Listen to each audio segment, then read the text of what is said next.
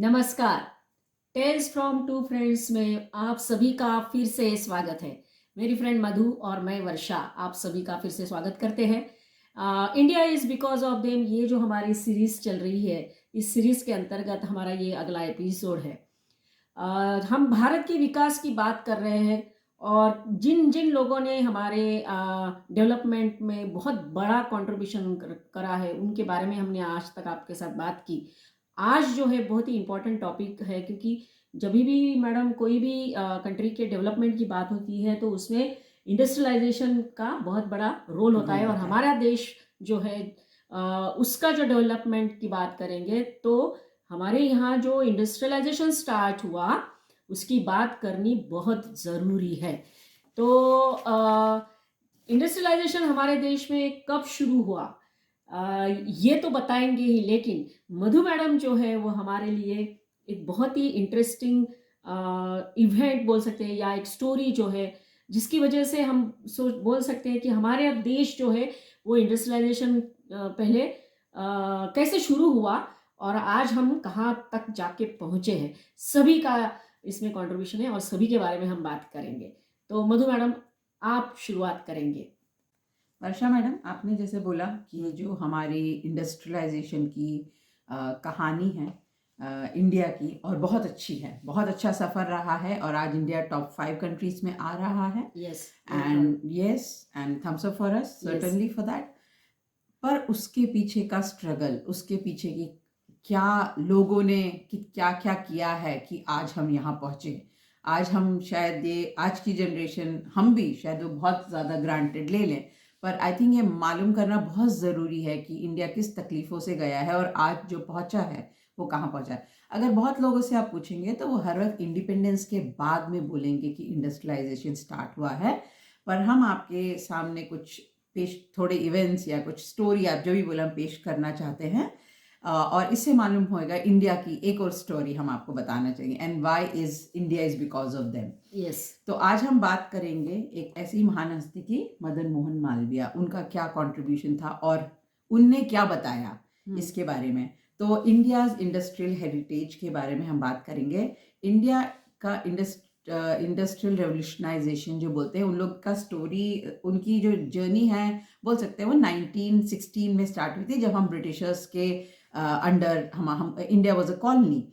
तो मार्च 21 1916 में इब्राहिम रहमतुल्लाह ने एक रेजोल्यूशन पास करवाया वाइसरॉय ऑफ लेजिस्लेटिव काउंसिल में। और उनने बोला कि आपको इंडस्ट्रियल कमीशन अपॉइंट करना है और उनका काम होगा कि वो रिपोर्ट करे मेजर्स जो इंडिया को अडॉप्ट करने चाहिए for the development and growth of industries in India. और तब एक बात चली थी कि जब हम ब्रिटिशर्स के अंडर थे, एक इंडियन गवर्नमेंट होगी दैट वे। तो ये बात चली थी और उन लोग ने इंडस्ट्रियल कमीशन फॉर्म की और उसके मेंबर्स में आते हैं सर फजल भाई इब्राहिम, राजेंद्र नाथ मुखर्जी और सर दरबजी जमशेदजी टाटा और मदन मोहन मालवीय।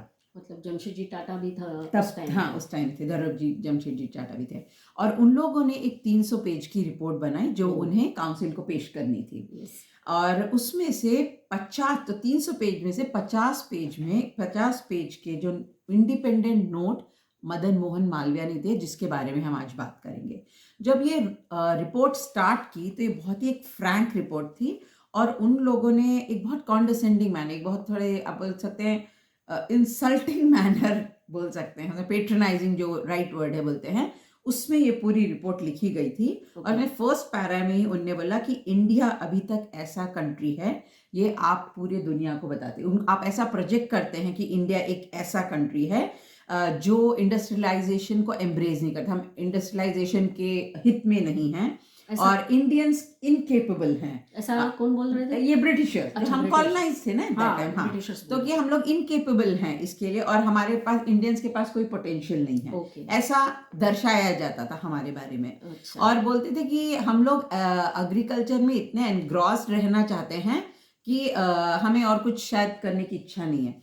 पर उन लोगों ने ये सब मुद्दे उठाए कि जब दूसरी कॉलोनी जो मॉडर्नाइज कम्युनिटी बोल रहे हैं, वो जब कॉलोनी ऑफ मॉडर्नाइज कम्युनिटी के पास मॉडर्न एम्यूनिटीज हैं, तो इंडिया अभी तक एग्रीकल्चर में ओल्ड मेथड्स ऑफ कल्टीवेशन क्यों यूज कर रहा है? अच्छा, उन्होंने बोला ऐसा। ये रिपोर्ट में लिखा, रिपोर्ट उनसे का। पूछा कि ओके। आप हमें ऐसे बता रहे हैं अच्छा। पर ये क्यों कल्टीवेट कभी भी ओल्ड मेथड्स क्यों यूज कर रहा है? टेक्सटाइल इंडस्ट्री में मशीन क्यों इंपोर्ट हो रही हैं? ओके। और जब हम दुनिया को मॉडर्न कम्युनिटी मतलब जो ईस्ट इंडिया कंपनीज की बात कर रहे हैं, उन्हें हम रॉ मटेरियल दे रहे हैं, बराबर। हाँ, पर हम आर्टिकल क्यों नहीं बना पा रहे हैं? ऐसा सोचने लगे। ऐसे सोचने नहीं लगे, ये सब रिपोर्ट में लिखा है। ये जो 300 पेज की रिपोर्ट है उसकी स्टार्टिंग उनने ऐसे की है। Okay okay. और उन्होंने रिपोर्ट में हाईलाइट किया कि इंडिया की जो स्थिति है आज की, जो सॉरी स्टेट ऑफ अफेयर्स है, उसमें उन्होंने बोला कि इंडिया की आपने बहुत सारी इनएडिक्वेसीज बताई हैं। इंडिया में क्या, इंडिया की काबिलियत क्या नहीं है, और इंडिया के आपने वीकनेस, इंडिया को जो टारगेटेड इंडिया की उसकी वीकनेसेस क्या हैं, ये सब करके बताया।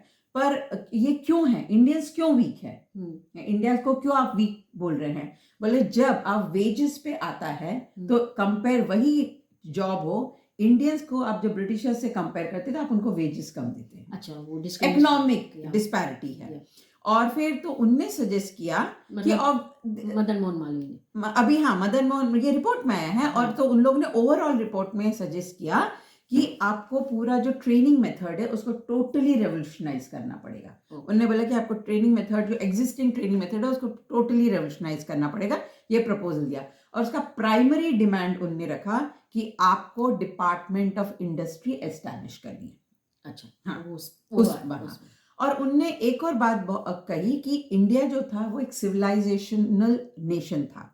ओके, जो बहुत फ्लरिश था, it was very well flourish. चाहे आप उसको इकोनॉमी लीजिए उसकी, या आप उसका नॉलेज डायमेंशन लीजिए, दोनों में बहुत अच्छा था, दोनों जगह बहुत अच्छा कर रहा था। जब हजारों सालों से हम इतना सफर कर रहे हैं इन्वेडर्स और कॉलोनाइजर्स के हाथ में, तब से हमारी बर्बादी स्टार्ट हो गई है।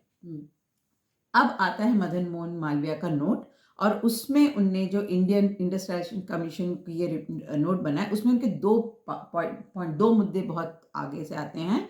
वो हैं, उनने कहा कि जब आप फ्यूचर गवर्नमेंट है ना, उसको बहुत एक्टिव पार्ट प्ले करना। फ्यूचर गवर्नमेंट इज वो Indian part of the colonised government की बात कर रहे हैं। फ्यूचर गवर्नमेंट को एक बहुत एक्टिव रोल इंडस्ट्रियलाइजेशन में प्ले करना पड़ेगा फॉर डेवलपमेंट ऑफ इंडिया, उन्होंने कहा। और उसमें डेवलपमेंट ऑफ इंडिया की जब बात कर रहे हैं तो India has to be self contained, चाहे वो आदमियों के इसमें हो चाहे मटेरियल में हो, India has to be self contained. उनका फर्स्ट पॉइंट था ये। दूसरा पॉइंट था, उन्होंने कहा गवर्नमेंट को एक्टिव पार्ट प्ले करने के लिए आपको जरूरी है आप उन्हें एडमिनिस्ट्रेटिव इक्विपमेंट दें, और दूसरा रिलायबल साइंटिफिक और टेक्निकल एडवाइस मिलनी चाहिए। दो तीन चीजें बहुत इंपॉर्टेंट है फॉर देम टू मेक। उन्होंने बताया, और बहुत, वो तो एलएलबी थे, वो तो एलएलबी वाले थे, लॉयर हैं, उन्होंने बहुत लॉजिकल आर्ग्यूमेंट दिया ब्रिटिशर्स को ये रिपोर्ट में। और उन्होंने कहा कि जो इंडियंस को आपने उनकी जो हालत है उसका उनने बोल दिया आप जिम्मेदार हैं। अपनी रिपोर्ट में बिल्कुल उनने सही अक्षरों में, कोई गोलमाल नहीं था। हाँ, और उनने ये बताया कि इंडिया पहले तीन long standing and well flourishing industry थी इंडिया के पास। ओके, जिन्हें बड़े पैमाने पे, जिनकी राधा बड़े पैमाने पे आप लोगों ने तबाही मचा दीजिए, ब्रिटिश लोगों ने, ब्रिटिश ईस्ट इंडिया कंपनी और जो भी कॉलोनाइज किया, जिनने भी हमें। ओके, उसमें एक था कॉटन एंड टेक्सटाइल, दूसरा था आयरन इंडस्ट्री, और उन्हें शिपिंग इंडस्ट्री की बात की, और इसके उनने प्रूफ दिए हैं। तो जो 3 इंडस्ट्रीज हैं जो, हाँ, जिनके बारे में हमने, जो इम्पोर्टेंट इंडस्ट्री थी इंडिया के लिए, उनका डिक्लाइन, उनका नीचे जाने की जर्नी स्टार्ट हो गई जब ब्रिटिश ईस्ट इंडिया कंपनी हमारे इंडिया में आके वो फॉर्म हुई थी। History of England in the 18th century एक बुक है जो लेखी करके उनने लिखी है, और उनने कहा था कि एंड ऑफ 17th सेंचुरी में ग्रेट क्वांटिटी ऑफ ग्रेसफुल, उन्होंने यूज किया है वर्ड, इंडियन कैलिको, मजलिन और शिन्स इंग्लैंड में बहुत बड़ी तादाद में इंपोर्ट हुआ करता था। जब हमारा कपड़ा वहां जाने लगा तो वहां के जो वुलन और सिल्क मैन्युफैक्चरर्स थे वो बहुत अलार्म हो गए, वो बहुत पैनिक में आ गए कि Yes, क्या होगा। क्या होगा? तो सोचिए वहां पे उनके एक्ट ऑफ पार्लियामेंट पास हुआ, हम्म 1700 एंड 1721 में पास हुआ कि आपको इसको प्रोहिबिट करना है। Oh right. या it has to be prohibited. और एक और बुक है economic history of India under early British rule by Romesh Chandra Dutta. ये एक इकोनॉमिक हिस्टोरियन है और इनने लिखा है कि ईस्ट इंडिया कंपनी ने इसके बाद ये प्रोहिबिशन के बाद उन्होंने लेटर लिखा ओके बंगाल को, लेटर लिखा हाँ और उसमें 17 सितंबर 1769 में ये लेटर लिखा गया और उनने ये कहा कि आप raw material, raw silk manufacture करिए, ओके, पर आप सिल्क फैब्रिक नहीं कर सकते। और जो सिल्क वाइंडर्स हैं उनको फोर्स करिए कि कंपनी के फैक्ट्री, मतलब ईस्ट इंडिया कंपनी की फैक्ट्री में वो आ जाएं और उनको बोला कि आप घर में प्रोहिबिट कर दिया उनको घर में सिल्क बनाने से। पूरा उन्होंने हाँ, तो अब सोचिए डिक्लाइन आया होने लगा। सो दस started the DK of Indian textile industries. और इसमें दो मुद्दे की बात है। Indian industrial manufacturer became a threat to the other countries. Oh. Yes, they became, सोचिए उस जमाने में they became a threat to the other countries. और ईस्ट इंडिया कंपनी ने ऐसी पॉलिसीज बनाई कि the effect of it was so debilitating. It made our industries so weak that they had to be, they were kind of, they got scrapped off. Madan Mohan Malviya played that role as a member of Industrial Commission. और उन्होंने जब बोला था, उन्होंने एक prime demand रखा था कि आपको डिपार्टमेंट ऑफ इंडस्ट्री सेटअप करना है। And he in 1916 he was the founding member, one of the founding members who establish Banaras Hindu university. और 1909 में जो दोराबजी जमशेदजी टाटा, जो वो भी हमने आपको बताया था, वो भी इस इंडस्ट्रियल कमीशन बोर्ड पे थे, उनने इंडियन इंस्टीट्यूट ऑफ साइंस बनाया था और उसको एस्टैब्लिश किया था। तो ये Tatas got involved here. Yes right. तो जैसे मधु मैडम ने बताया कि कैसे ब्रिटिश और ये जो भी फॉरेन इन्वेडर्स आए उन्होंने कैसे हमें एक्सप्लॉइट किया और हमारा इंडस्ट्रियलाइजेशन जो इतना फ्लरिश था वो कैसे पूरी तरह से मतलब ठप हो गया या बर्बाद हो गया। और इसी के ऊपर काम करते हुए दो ग्रेट पर्सनालिटीज़, जैसे मदन मोहन मालवीय की बात की आपने, और उसके साथ साथ उनका नाम लेना बहुत ज़रूरी है, वो है Jamshedji Tata. Indian Institute of Science establish करने में उनका भी काफ़ी बड़ा रोल रहा है। जैसे बनारस हिंदू विश्वविद्यापीठ जो इस्टेब्लिश हुआ वो मदन मोहन मालवीय जी इनका कंसेप्ट था।